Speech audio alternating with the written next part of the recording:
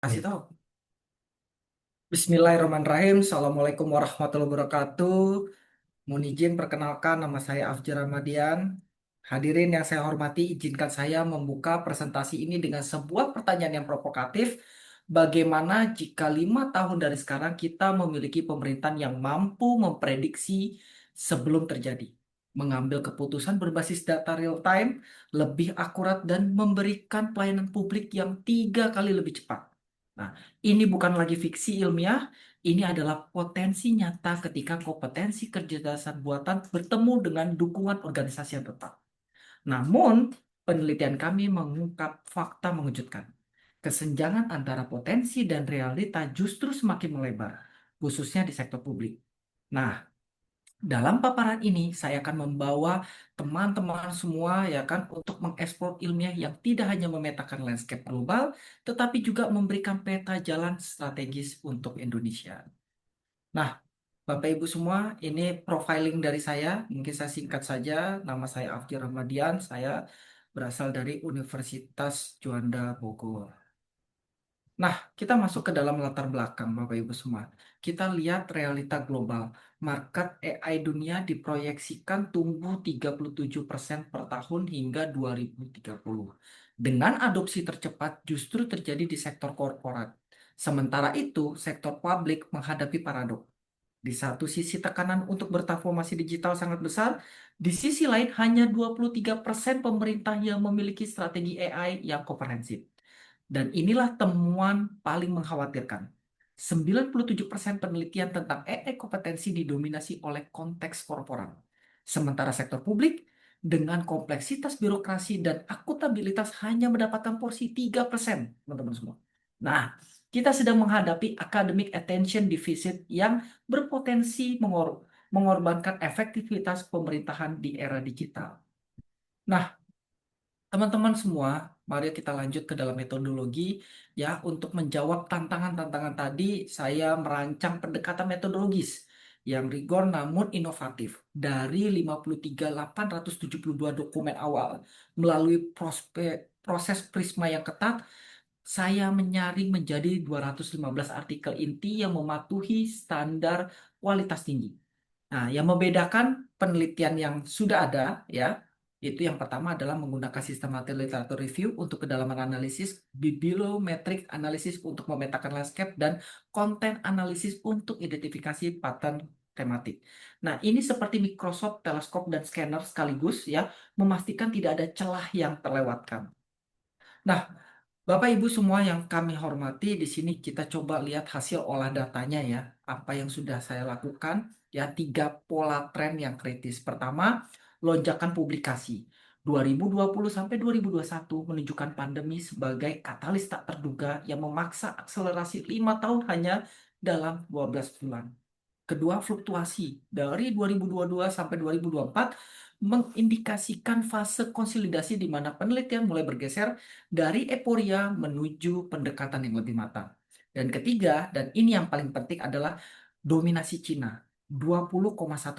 Bukanlah fenomena random. Ini adalah hasil dari strategi nasional AI superpower yang dirancang sejak 2017 dengan investasi kurang lebih dari 150 miliar dan koordinasi pemerintah industri akademik yang terintegrasi.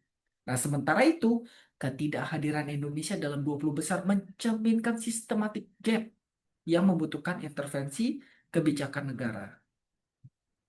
Nah, selanjutnya dari hasil olah data ini kita lihat jejaring yang mengungkapkan 3 pola kolaborasi yang strategis.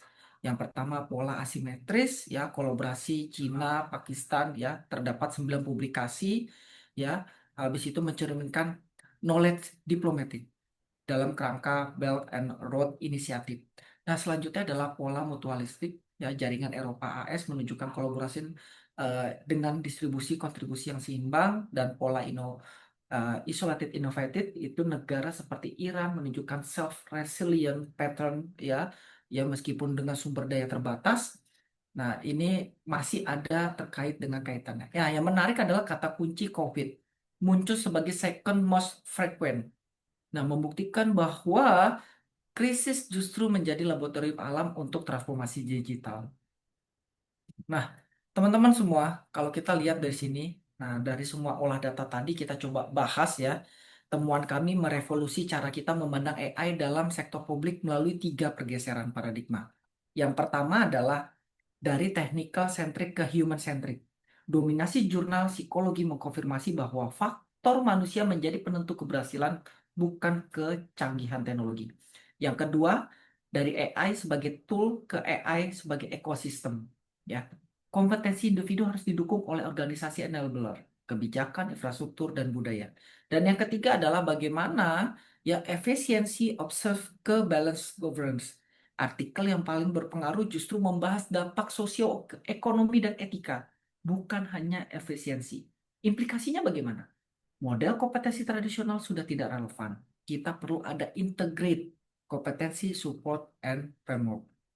Nah, selanjutnya adalah eh, kita bahas terkait dengan bagaimana implikasi daripada kebijakan. eh, Strategi selanjutnya adalah ini kalau kita lihat masuk ke dalam simpulan ya.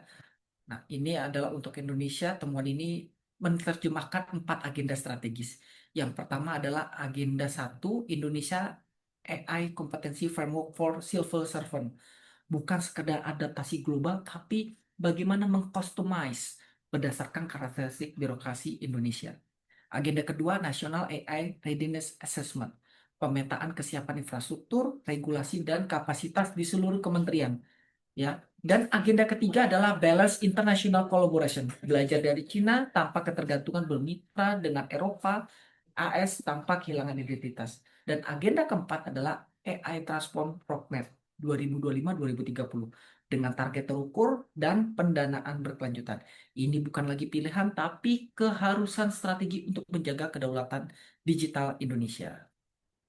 Oke, semua teman-teman, ya. Kesimpulannya dirangkum dalam 3 pesan inti. Yang pertama adalah kompetensi AI tanpa dukungan organisasi seperti mobil sport tanpa bensin. Terlihat mengesankan tapi nggak bisa bergerak. Yang kedua, kita tertinggal 5 sampai 7 tahun dalam penelitian AI untuk sektor publik. Tetapi bisa mengejar dengan strategi lompatan yang baik. Yang ketiga adalah bagaimana momentum sekarang adalah titik kritis, bertindak atau menjadi penonton di era digital. Oleh karena itu, saya mengajak semua kita berkomitmen pada 3 komitmen bersama. Integrasi temuan ini ya dalam kebijakan nasional, akselerasi kapasitas penelitian lokal, dan kolaborasi ekosistem pemerintah, industri, dan akademik. Mari kita buat Indonesia bukan hanya berpengguna tapi pemain dalam governance global. Terima kasih semua kepada peneliti apa namanya teman-teman semua yang hadir yang mendengarkan eh, semua paparan saya. Saya Hafji Ramadian siap memimpin kolaborasi menuju Indonesia Emas 2045 yang cerdas dan berdaulat digital. Terima kasih. Mari kita berdiskusi. Terima kasih teman-teman semua. Wal bitaufiq wal hidayah. Wassalamualaikum warahmatullahi wabarakatuh. Salam semangat selalu.